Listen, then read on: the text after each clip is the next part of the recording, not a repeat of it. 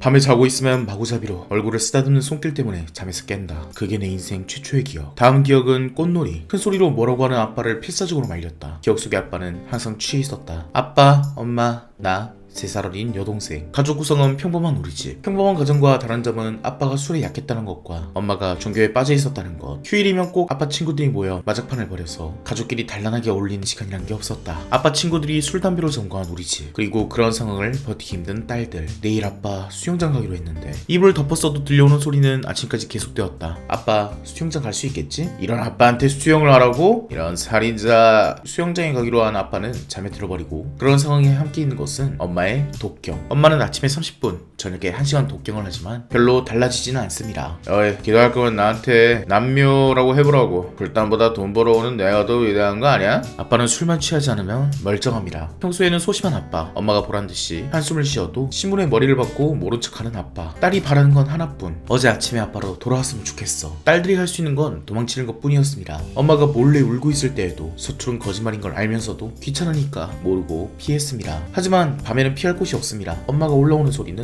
한번 멈추고 계단에서 담배를 피웁니다. 그러고 엄마는 말하죠. 오늘은 같이 할까? 엄마가 수술을 받고 태어난 날도 아빠랑 마작을 쳤다. 아빠에게 엄마는 사랑하는 여자가 아니라 시녀 혹은 취했을 때 케어해주는 사람. 이런 날들은 그녀가 중학교 2학년이 될 때까지 이어졌고 아빠와 함께 엄마도 점점 더 미쳐가기 시작했고 아빠는 점점 더 술에 약해졌고 술만 먹으면 사고를 치고 오는 아빠를 보며 여기 칼을 둬볼까? 라는 생각을 하기 시작할 무렵 엄마는 집을 나가버렸습니다. 그래도 이런 아빠랑 엄마라도 좋아. 내 세기를 제발 부수지 말아줘. 돌아와줘요 엄마. 뭐든 다 할 테니까. 오늘도 같이 자요 엄마. 다음날 아침 엄마는 아무 일도 없던 양 돌아와 있었고 아빠 역시 평범하고 소심한 아빠로 돌아와 있었습니다. 싫은 건 없어지지 않지만 참자. 왜냐면 가족이니까. 몇 달 뒤 엄마는 목을 메고 죽었다. 엄마는 울고 있었는데 못 본 척하고 도망쳤다. 왜 지켜주지 못했을까? 아빠의 술에서 마작에서 방패막이가 되어주지 못하고 내가 도망쳤기 때문에 엄마가 죽은 거야. 그게 중이었던 내가 내린 답이었다. 취하면 괴물이 되는 아빠가 싫다. 키쿠치 마리코 작가의 자전적인 이야기입니다. 공의존이란 개념이 있습니다. 중독자의 가정에서 흔하게 겪는 일인데 자신의 인생을 모두 타인에게 의존한 거죠. 한국 사회에서는 어머니와 딸, 모녀 관계에서 특히 공의존이 흔하게 드러난다고 합니다. 딸은 어머니가 행복한 것이 자신의 모든 가치라고 믿고 어머니는 딸이 행복한 것이 자신의 모든 가치라고 믿으며 서로를 위해서 살며 악순환이 돌아간다고 하죠. 꼭 모녀 관계에서만 드러나는 것도 아니고 가족들은 공의존에 걸리기 취약한 상태라고도 하죠. 가족 구성원들이 모두 자기 스스로 나는 가족을 위해서 희생하고 있어 라고 생각하면서 서로에게 실망만 하는 그런 가정들 역시 공의존 상태라고 볼 수 있습니다. 내가 이만큼 희생하니까 다른 가족들에게도 더 큰 무언가를 바라게 되는 거고 가족이 이렇게만 되어주면 가족이 성공하기만 하면 난 행복할 텐데 라고 자신의 행복을 가족에게 맡기는 상황을 일컫죠. 의존증 환자의 가족에게 공의존이 더 취약하다는 사실 역시 이해갈 수 있겠죠. 자신의 행복이 모두 의존증을 앓고 있는 가족의 완치에 매달리게 되는 겁니다. 우리 아빠가 도박만 끊으면 난 행복해질 텐데 우리 엄마가 종교만 안 가게 만들 수 있다면 우리 아들이 술만 안 먹으면 정말 행복해질 텐데 가벼운 공의존부터 무거운 공의존까지 모두 있지만 오늘의 작품 취하면 괴물이 되는 아빠가 싫다는 주인공이 아주 어린 시절부터 공의존 상태에 있다 못해 비정상적인 가정 환경에서 키워지다 보니 죄책감과 불안감 그리고 공의존까지 합쳐져서 자기만 지옥인 줄 모르는 지옥이 펼쳐지게 됩니다. 공의존의 해결 방법은 저 사람이 어떻게 되든 난 내 할 일을 한다 라는 마음을 먹는 거지만 의존증은 똑같이 의존증이기 때문에 도박 중독, 알코올 중독처럼 자신의 의지로 해결할 수 없는 경우가 대부분입니다. 하물며 그 의존 대상이 가족이라면 가족이 이렇게 됐는데 어떻게 무시하냐? 라는 그 생각 때문에 더더욱 미쳐가지요. 이 작품의 첫 공의존 상대는 알코올 중독인 아버지가 아니라 오히려 어머니였던 것으로 보입니다. 어머니가 아버지에게 시달리지 않고 행복해질 수만 있다면 좋을 텐데 라는 방향으로 간 것 같죠. 아버지에게 시달리는 어머니가 행복하다면 나도 행복해진다 라는 감정은 사실 보편적이죠. 어릴 때는 왠지 엄마를 불쌍하게 보는 법이니까 실제로 불쌍하기도 하고 그런데 그런 어머니에 대한 심리적 의존을 벗어나려고 했다가 어머니가 목을 맨 경험 때문에 오히려 주인공은 극한의 의존 상태로 빠져버립니다. 혹시 내가 가족을 방치했다가 엄마 같은 상태가 한 번 더 온다면? 이라는 공포에 휘말려서 주인공은 아버지가 하는 행동들 하나하나를 참고 견디고 일부러 아버지의 좋은 점만 보려고 하고 어머니가 죽은 이후로 돈을 벌어줬다, 양육해주고 있다, 술을 끊어줬다, 마작을 끊어줬다 어떻게든 자신의 부정적인 감정은 못 본 척 모른 척해서 견디게 됩니다. 정말 무서운 데서까지 나오네요. 내가 화를 내면 남겨진 가족까지 무너질 거야. 완벽한 공의존 상태에 들어와 버린 겁니다. 그래도 아버지가 술을 끊은 상태라면 이 정도 희생은 가족들 사이에서 있을 수 있을지도 모릅니다. 아버지의 잘못으로 어머니가 극단적으로 몰린 건 원망스럽지만 그래도 우리에게 미래가 있으니까 미래, 의존증 환자에게 과연 미래가 있을까요? 하지만 사실 다시 이렇게 될 줄 알았다. 소원이 이루어진 적이 한 번도 없으니까. 그리고 성장하며 그녀의 모습은 어느새 아버지의 뒤치다꺼리를 하며 고통을 견디기만 하던 어머니의 모습이 되어갔습니다. 사실 공이존만큼 무서운 것은 너무나 비정상적인 상황에 처하자 함께 비정상이 되어가는 주인공의 모습을 보는 겁니다. 그런 낌새는 이곳저곳에서 보이는데 주인공이 알코올 의존증 아버지에게 시달리는 걸 동네 사람들이 웬만해선 다 알고 있음에도 불구하고 저 집에서 술을 마시면 아내가 뭘 하지 않으니까 자신의 이득을 위해서 어린 나이의 삶을 희생시키는 무서운 이름 아빠 친구를 보면서 자신의 편이 하나도 없다고 생각하게 되기도 하고, 주인공의 아버지가 술에 취해 있는 모습을 보고 주인공의 친구들이 말한 엄청 웃기시더라 라는 이야기를 듣고 처음으로 긍정적 피드백을 받은 그녀는 자신의 상황을 재밌다 라고 자기 세뇌하기 시작합니다. 그렇구나, 아빠는 재미있구나. 재미있다는 것은 마법의 언어. 그렇게 싫은 일들이 전부 웃긴 얘기로 변해버린다. 알코올 중독 원더랜드도 그런 기작이었던 걸까요? 자신의 싫은 알코올 중독 경험을 일부러 재미있게 만들어서 부정적 감정을 떨치려던 걸까요? 사실 취한 아버지가 꼭 나쁜 건 아닙니다. 만화를 투고해서 작은 상을 받은 날 술에 취한 아버지가 칭찬을 합니다. 그래,